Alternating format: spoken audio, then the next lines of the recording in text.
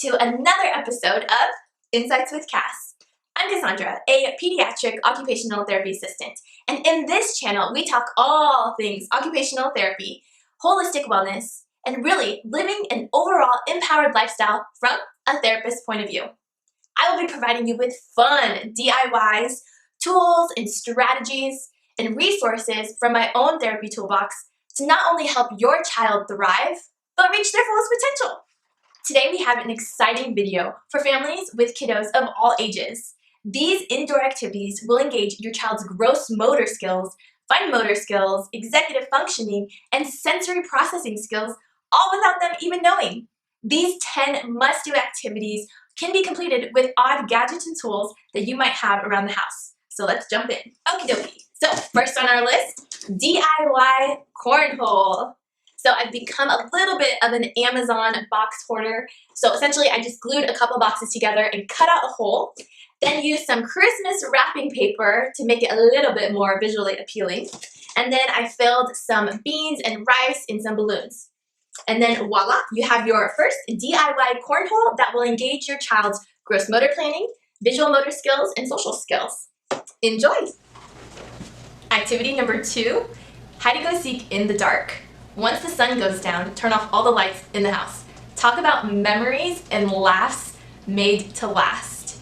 Take away the sense of sight and your child must engage the sense of hearing and touch to locate another family member.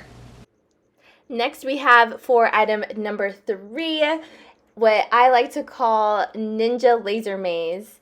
This one is so good for gross motor planning, core balance and stability, and social skills. As you can see here, both my nephews are having a hard time waiting their turn, but this activity is so much fun for kids of all ages.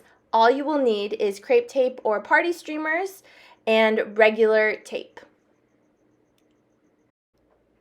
Our number 4 must-do activity is create a sensory bin. Sensory bins are fantastic for engaging your child's tactile development. They allow your child to explore, learn, and experience fun, versatile textures. Here, I'm just upcycling some rice that I've had for a while, but you can literally use any base. I highly recommend some Kinetic sand, dry rice or beans, even dry pasta noodles, shaving cream. Right now, I'm really loving water beads, but you can truly use anything for your base, even rocks and sand. Then I just grabbed a couple of random items with different textures. Here I grabbed some pom-poms. I've even added some glitter to make it even more visually stimulating, and then threw in some erasers. Our number 5 must-do activity is create a sensory board. So I upcycled this Trader Joe's candle holder to give some olfactory input, which is just the sense of smell. Then we have some tactile input with the sparkling glue that your kids can practice writing shapes and letters in. We also have visual stimulation with the fidget spinners, and I added these buttons to provide sound feedback for auditory input. The cotton balls, pom-poms, and pipe cleaners offer great tactile variations of input and truly provide endless hours of entertainment. Honestly, this board makes me laugh because it truly looks like a DIY project. Cuteness was not a goal here, but it does the job. So magnets are great, twinkle lights, even neon lights and Velcro can be a great addition to your sensory board. The goal of this activity is to engage as many of your child's senses as you can. And here we have some cause and effect with the dropping of pom-poms down the feather tube. But like I said, see what you have around the house and have fun with it. Our must-do activity number 6 is create an indoor obstacle course.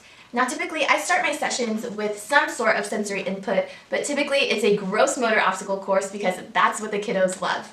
And the benefits are wildly infinite, from gross motor planning to bilateral coordination, postural control and stability, strength and endurance, executive functioning, sequencing. The list truly goes on, but it's really going to help with self-regulation and impulse control, especially for those sensory seekers.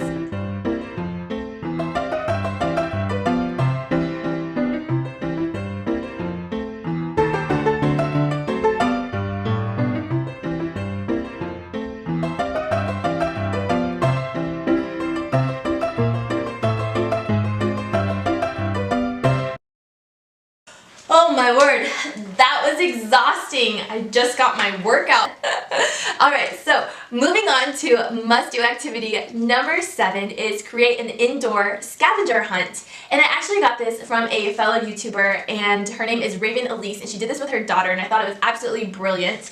And basically, you get items from around the house and draw the outline of them, and then have your child go on a scavenger hunt to see either how many items they can find, or if it's pretty easy, you can time them. So set the time for 8 minutes and see how many they can get within 8 minutes. Or if it's a little bit challenging, just try to find all the items. It's also just a really fun, educational, and honestly quite entertaining activity.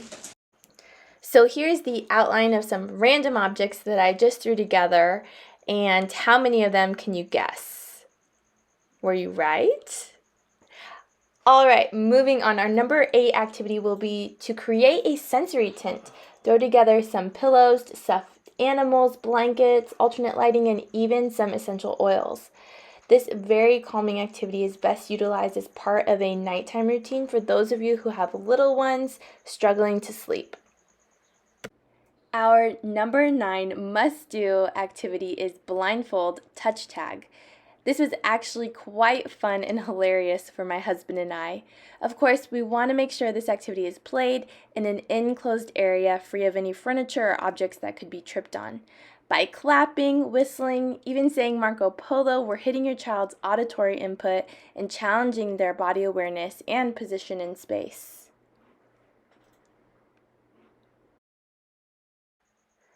Last but not least, this activity number 10 is by far one that is near and dear to me. It is create a thank you card. I love talking and teaching our kiddos about the wonderful people in our community. Now more than ever, it's so important to practice gratitude, adult or child. I recommend asking your child who they would like to write a thank you card to. Here, I just have some flashcards of community helpers, but you can just pull up a photo on your phone and use this as a teaching moment to talk about all the important things these people do for us. The card itself targets fine motor skills, bilateral fine motor control, creativity, and sequencing. There you have it, my friends, your 10 must-do indoor activities. Now, I want to be fully transparent and disclose that none of these activities were uniquely or originally my own. I've taken inspiration from other occupational therapy practitioners, Pinterest, and YouTubers over the years, and I truly wanted to create a collage of the best activities for your children and go a step further and explain why they are so beneficial. Now, if this video brought you value, please consider subscribing, but more importantly, I just ask that you share this video with another family that might benefit from this free resource. If you have any questions, occupational therapy related, please comment below, and I will be happy to answer. And if I don't know the answer, I will find out for you. But until next time, thank you so much for watching, and you take care.